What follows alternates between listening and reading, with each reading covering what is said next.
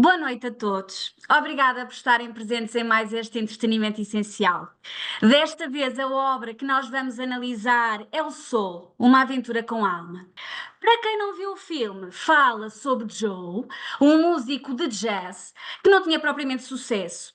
E no dia em que ia ter a grande oportunidade, o que é que acontece?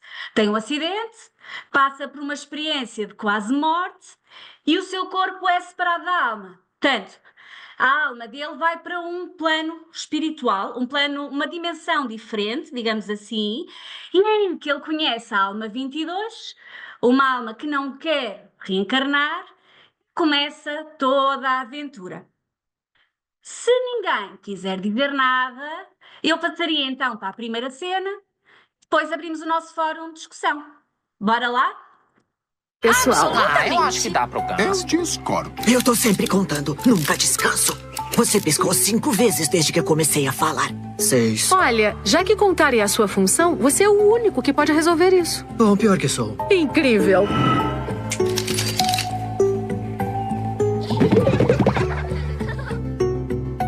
Oi de novo, Terry! Sem tempo pra papo furado. Ok, vamos. Ah,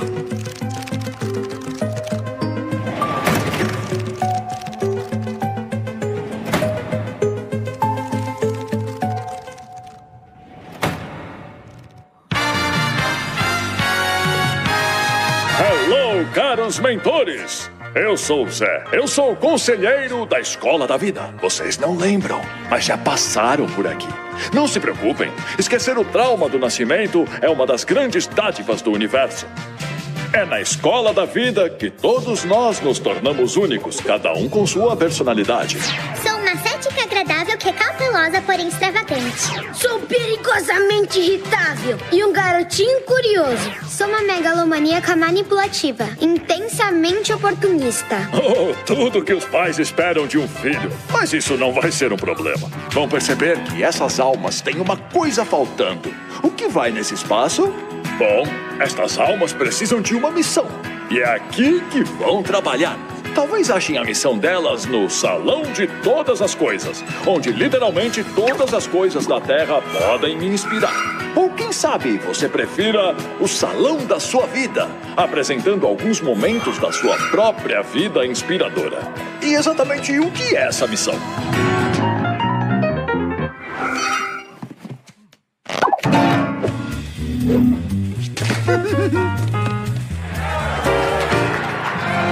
Suas novas almas já estão aguardando. E eu sei que vão achar essa missão. Vou achar essa missão. Uau, isso foi informativo. Bom, chegou a hora da minha parte preferida do programa. Juntar o mentor com a alma parceira. Nossa primeira mentora é Maria Martinez. Maria, vem pra cá. Maria trabalhou por anos no Hospital da Universidade do México. Maria trabalhou por anos no Hospital da Universidade do México. Eu tô curado! Eu tô curado! Ela ficará com uma das minhas favoritas, a alma 108 bilhões, 210 milhões, 121 e 415. Meus parabéns e juízo. O próximo mentor é Bjorn T. Borgenson. O Dr. Borgenson é um renomado psicólogo infantil que há alguns anos foi agraciado com o Prêmio Nobel. Eu vejo morte, dor, destruição. O que passou a ver? Que borboleta fofa! Dr. Borgenson tem o prazer de anunciar a alma 22. Ah, vai ser sofrido de novo. Só um minuto. 22, entre nessa dimensão agora. Quantas vezes você quer dizer que não quero ir pra Terra? Você não tem opção, 22. Você vai pra Terra ter uma vida. A 22 está há algum tempo na Escola da Vida e teve notáveis mentores como Gandhi, Abraham Lincoln e Madre Teresa. Acabei com ela. Ignora. Me põe no Estamos chão. contentes em tê-lo aqui, Dr. Borgenson. É uma grande honra tê-lo preparando a 22 para a Terra. Eu prometo que você é seu maior pesadelo. Mortos não têm pesadelos, 22. Ok, então. Tchau. Onde a gente está? Fez muito progresso. Tô muito orgulhoso. passo a passo vamos descobrir. E para comemorar o trabalho do Dr. Borgenson, é com prazer que o presenteamos Nessas com este últimas honoris semanas, causa. minha esposa que cuidou dos nossos filhos. Ok, ó, eu sei que você foi maravilhoso e fez muitas coisas, mas eu vou jogar logo a real. A gente vai ficar em silêncio um tempinho e quando sair, você disse que tentou. Eu volto a não viver minha não vida e você vai pro além vida. Não, eu... Não adianta, Bjorn. Não vai funcionar, cara. Aceita. Já tive vários mentores que falharam e têm ódio de mim. Madre Teresa. Eu tenho compaixão e devoção a todos. Todos menos você, eu te odeio. Copérnico. O universo não gira ao seu redor, está ouvindo? Mohamed Ali. Você é incrível! Mente mala! Maria Antonieta. Não pedi sua opinião. Insuportável! Você não vai me convencer, doutor. Todos que chegam falam um monte da Terra e eu nunca achei nada demais. Na boa, eu garanto que você vai amar. Ai, não. Eu tô super de boa aqui. Eu tenho minha rotina, eu fico na minha, eu faço meus sudokus sempre que dá. E aí tem a escola da vida que me fazem vir toda semana. Não é incrível, mas já acostumei. Escuta, criança, é uma... Vimos agora aqui uma cena que nos traz o tema do planejamento reencarnatório. Mostra-nos também um plano espiritual extremamente setorizado e a mim leva-me mais uma vez ao filme Nosso Lar, onde nós vimos uma colónia espiritual que tinha os vários ministérios, nomeadamente o Ministério da Reencarnação. E depois fala-nos aqui de mentores espirituais. Segundo o Espiritismo, como sabemos, todos nós temos um protetor que nos acompanha desde o nascimento até ao nosso desencarne, portanto até ao momento em que nós morremos. Mais um comentário que eu acho que devo fazer, por tudo o que nós temos vindo a ouvir, é que, como disse Emmanuel, uma vez a Chico, ninguém evolui sozinho. E quando nós aceitamos a nossa missão, também os mentores aceitam essa tarefa, não é? Não somos só nós que evoluímos, que temos o nosso propósito e a nossa missão. Eles também evoluem, acho que posso dizer moralmente, com estas tarefas no sentido de aquisição de determinadas virtudes também, como é o caso da paciência. Eu posso até estar a dizer uma grande asneira, mas nos nossos evangelhos e nas outras atividades da Essência Way muitas vezes ouvimos a expressão, e acho que é a Avó Maria que diz isso muitas vezes, que quer ser anjo ou arcanjo, portanto a evolução do átomo ao arcanjo. E queria só deixar mais uma nota, por causa da questão do propósito de vida, trazer para aqui o tema da lealdade. Portanto, para quem leu o livro Virtudes na Terra, e eu já li esse capítulo, e daí eu estar a referir agora porque me veio exatamente à cabeça, lealdade também é lealdade para connosco, para com o nosso propósito, não é? Quando nós somos leais para com o nosso planejamento reencarnatório, não é só connosco, somos leais com o Pai Maior, somos leais para com os mentores, para com os espíritos que nos guiam e que vêm mais além. Então é o seguinte, primeira coisa, o 22, ele tem uma encarnação compulsória, gente. Ele não tem querer. Então existem espíritos que, devido a uma série de fatores, gravidade do estado espiritual, bagunça lá em cima, entre outras coisas, existem poucas, não tanto, não é a norma, mas existem encarnações compulsórias. Como esses espíritos, eles sabem que a vida deles, devido aos atos passados, não será nada fácil, e muitos que até se suicidaram e devem reencarnar com deformidades físicas, mentais e por aí, não querem passar por isso. Mas chega um limite que não dá mais para ficar no plano espiritual, numa zona de conforto, que nem ela queria falar. Ela já, não me acostumei com isso aqui. Então, existe no conselho kármico, e não só, uma decisão de encarnações compulsórias, tá? Como que você aceita uma encarnação? Na verdade, para todo mundo que falou aqui, você pede para reencarnar. maioria aqui, ou todos, pediram para reencarnar e, segundo os relatos de psicografia e dos espíritos, muitos de nós pedimos até tarefas muito mais difíceis do que estamos fazendo, falando que a gente aguenta. E eles falam, não, isso aqui você tira e faz na próxima vida, porque você não vai aguentar. Isso aqui você vai falhar. E a gente quer sempre o mais difícil, porque quanto mais difícil a gente superar provas e expiações, mais a gente evolui. E nessa hora de transição da Terra, na última hora, claro que se a gente tiver maiores dificuldades, a gente vai evoluir quanticamente e energeticamente mais. E é isso que foi dito até num dos evangelhos, que muitos espíritos encarnados escolheram quando estava no Ministério da Reencarnação e escolhem ter doenças graves que serão superadas, como câncer, e não só nessa vida, nessa fase de transição da Terra, para poderem depurar ainda mais os seus espíritos, para poderem estar mais equilibrados e mais elevados na próxima. Então, isso é o que acontece. E todos nós pedimos essa missão. E a afinidade com o mentor, existem várias estratégias de escolha do mentor. Ele tem que ser mais elevado que você, sempre. Ok? E ele tem que estar afim com aquilo que você vem desenvolver na Terra.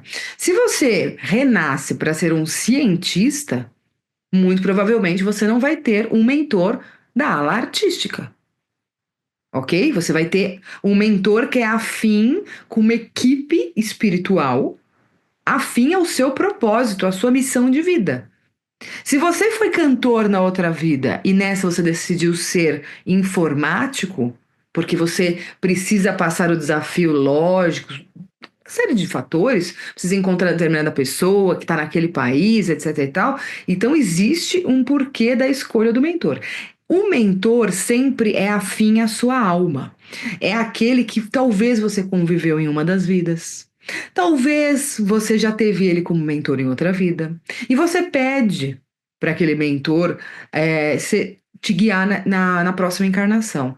Às vezes, os espíritos superiores, quando tiram seres espirituais do umbral e depois trabalham um pouco ali nas colônias espirituais, fazer os tratamentos, são as pessoas que são os espíritos que estão próximos e incentivam a encarnação daqueles que têm ainda dúvida se reencarnar ou não, apesar de entenderem que é com a reencarnação que eles vão se elevar.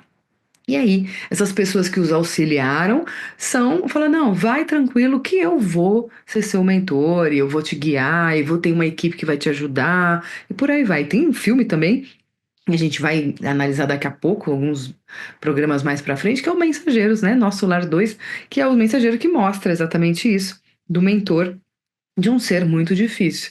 Às vezes, os mentores, eles querem casos extremamente difíceis também para eles evoluírem ao fazer a caridade extrema com um ser de extrema dificuldade. Um rebelde, alguém que realmente cometeu muitos erros na humanidade e que precisa vir resgatar muitas coisas. Então, existe essa simbiose. O que eu quero falar, e a gente falou muito, a Joana falou do Virtudes na Terra, a lealdade que você tem que ter com aquela pessoa que eu falo, e o espírito, né? Porque é um indivíduo que você tem que ter a maior lealdade de todas, é com o seu mentor, não é com ninguém da Terra. O seu melhor amigo, aquele que nunca vai te deixar em nenhuma hora, porque ele tem um compromisso com a sua alma desde o momento que você renasceu, é o seu mentor. Então é ele que conhece cada célula, cada fio de cabelo, cada comportamento seu. Ele estudou todo o seu ser, as suas vidas passadas, e ali ele tem o papel de intermediador com outras falanges, outros espíritos, outras comunidades interplanetárias para poder te auxiliar naquilo que você vem realizar. Claro que ele tem que fazer um processo que se cumpra o seu planejamento reencarnatório, com todos os seres da sua família que reencarnaram e que fazem parte indireta ou diretamente da sua missão, ou dos seres que você vai conhecer, que você vai casar ou não, que você vai se interconectar. Então, existem muitos espíritos que trabalham isso. Para que nós não sejamos o personagem principal do Soul e que possamos cada vez mais, não só estudar a doutrina espírita, e estudarmos mais a fundo a morte, eu sugiro que cada vez mais vocês estudem os relatos de experiência de quase morte, para entender o que a pessoa sentiu. E leiam um livro incrível, que é Meus Mestres, Muitas Vidas, Meus Mestres, que é do Brian Vass, que fala de um psiquiatra americano, aqui na Terra, que atendeu uma pessoa extremamente complicada, níveis de psiquiatria muito graves, que era uma mediunidade desregulada, entre outras coisas, e ao longo de uma terapia psiquiátrica, que relata no livro, ela consegue ver diversas vidas e como ela morreu. E no livro, você acaba entendendo, através de um livro muito didático, que a morte não é um bicho de 7 cabeças. A morte é muito mais simples. E vocês vão ler e vão entender como se sai do corpo. Claro que nós, médiums e espiritualistas, espíritas, que estudamos tudo isso, temos contato com os médicos espirituais, a gente sabe as técnicas, como os médicos espirituais tiram do corpo, como que acontece o desligamento, como que é a chegada da equipe médica espiritual para poder fazer o processo de desenlace. Tudo isso é assuntos que a gente estuda e aplica nas cirurgias espirituais e na medicina espiritual. Mas, para quem tem medo da morte, estude o que é a morte. Estude o que é uma pessoa que teve uma experiência de quase morte e voltou para contar e falou, olha, era um negócio que eu entrei num túnel, é assim, assim, assado, eu senti isso, eu senti aquilo, eu me senti flutuando. E o livro do Brian Vass explica muito, e não é um livro espírita. É um livro que explica a morte. Então, o tabu da morte, porque eu tenho certeza, eu quero fazer um desafio para vocês agora. Se nesse momento chega um e-mail para você com o resultado de um exame clínico que você fez, que relata que você só tem 1 mês de vida, o que você sentiria, o que você faria? Sendo que você, há anos, estuda isso. Você se desesperaria, se apegaria, falar, não vou, que nem ele, não vou morrer, de jeito nenhum. Ou você deixaria fluir a sua hora? Pensem que um relato médico pode ser revertido em uma cura. Isso sempre. E a esperança, os tratamentos médicos espirituais estão aí para ajudar todos. Muitas vezes a cura é a morte. E muitas vezes o ir é o renascer posteriormente no seio da sua própria família, ou não, mas digamos que seja no seio da sua própria família, para resolver um problema kármico muito difícil que todos sofrem. E você vai ser um instrumento disso. Ou você vai desencarnar porque você vai ter que auxiliar determinado ser do alto, fora desse corpo pesado, porque você tem um equilíbrio energético e um quanto e uma mediunidade, que os espíritos também são médiums, que vai auxiliar muito mais aqueles seres que você tanto ama. E você tá apegado aqui, não, porque eu consigo, não, porque eu não vou. E se for melhor para você? Você imagina todos aqueles que desencarnaram antes do Covid? Os velhinhos, outras pessoas que morreram. Elas poderiam ter morrido no período do Covid. Mas quanto elas teriam sofrido entubadas, com aquele medo? Para quem tinha que morrer mesmo, não era melhor ter morrido antes? Se você tem que morrer, se chegou a sua hora, para que você precisa de morrer de Covid entubado, passando aquele medo? Para pensar. Deus sabe tudo. Deus sabe muito mais do que você. E a gente tem que pegar e viver. E o filme fala disso, dele estar extremamente apegado a uma coisa que é a vida, que é. A gente tem uma célula dentro que é a célula da vida, que a gente quer proteger a nossa vida.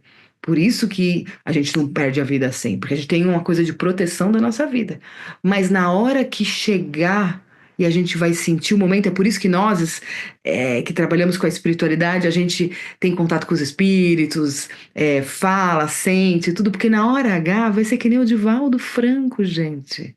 Ele já sabia antes. E ele foi desapegando energeticamente. Eu não vou falar que ele não sentiu medo, não perguntei para ele, mas é uma coisa de um vai aos poucos. E que eu possa me trabalhar e me equilibrar corporeamente para não sentir tanta dor, e eu confio na minha equipe. E na hora H, o que aconteceu? E foi contado muito ofegante, e depois foi fazendo assim, e foi. Quanto desapego ao morrer, gente. Claro, ele tinha tanta idade, ele já fez tudo que ele tinha que fazer, não é assim, ele deixou filhos, deixou 685 filhos, né? Mas vamos pensar que é um trabalho nosso também. Vamos parar para pensar, como que você quer morrer? Como que você vai morrer? E se eu tiver que morrer amanhã? Por isso, a hora é agora. Faça hoje o melhor que você pode. Que legado você vai deixar? Deixe o melhor na terra, os ensinamentos. Ah, mas meus filhos estão crescendo. Às vezes a sua missão era só dar a luz a ele e dar os primeiros ensinamentos. E para ele crescer, ele vai ter que seguir sozinho, porque senão ele se apega e não cresce o tanto que ele tem que crescer. A gente tem que entender que a gente só está aqui de passagem. E que a gente está aqui agradecendo essa vida, porque essa escola nos ensina, nos faz interagir, nos faz entender que quem comanda é Deus, que estamos aqui nessa veste e que graças a Deus existe a reencarnação. E quem acredita nisso, através de milhares de exemplos de crianças que cantam com artistas do passado, de crianças que lembram das encarnações passadas, a gente sabe que a gente vai reencarnar. Talvez muito melhor do que agora é só uma fase. Mas no meio do caminho, nesse período que estamos aqui encarnados, vamos viver intensamente o melhor da vida, fazendo bem e nos aprimorando a cada momento.